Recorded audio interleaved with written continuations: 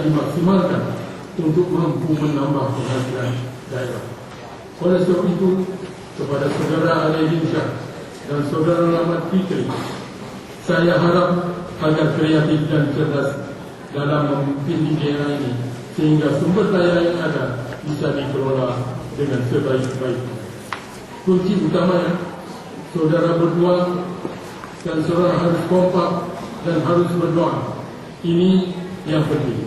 Di samping kita bekerja juga berdoa diwajibkan oleh Allah Subhanahu wa Ta'ala.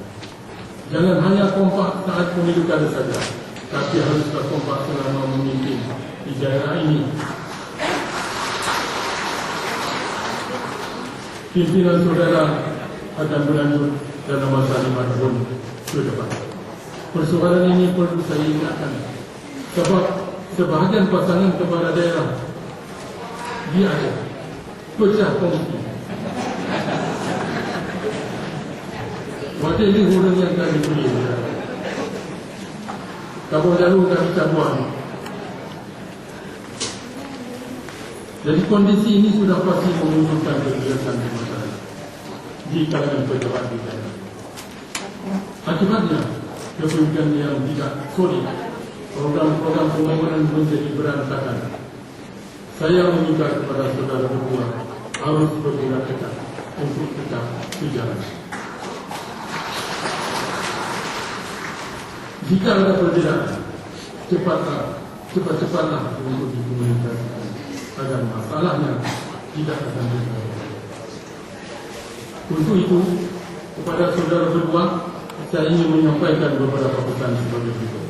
Yang pertama, sesuai dengan amanat Undang-Undang Nomor 25 Tahun 2004 tentang Sistem Perencanaan Pembangunan Nasional, maka dalam 3 bulan ke depan, saudara berdua harus segera menyiapkan konsep rencana pembangunan jangka menengah RPJM bersama dengan BPRK.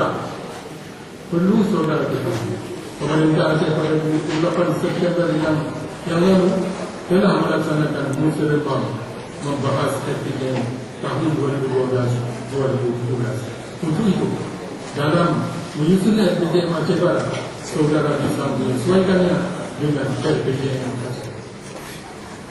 Kedua, kembangkan citra positif organisasi pemerintah sehingga masyarakat percaya dan mau berperan aktif membangun Kabupaten Aceh Barat yang lebih maju dan lebih mandiri.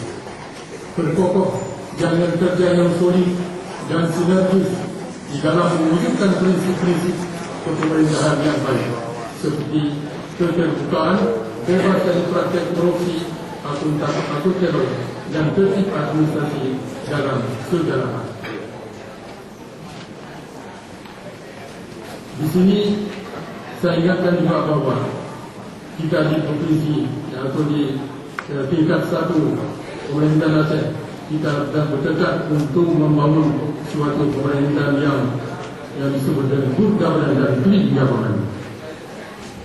Ketiga, di dalam rangka mewujudkan sistem pemerintahan yang transparan, saya mengimbau agar pemerintah Kabupaten Aceh Barat terus melakukan informasi birokrasi berkenaan dengan akuntabilitas kinerja pemerintahan, akuntabilitas pengelolaan keuangan, akuntabilitas kinerja ekonomi.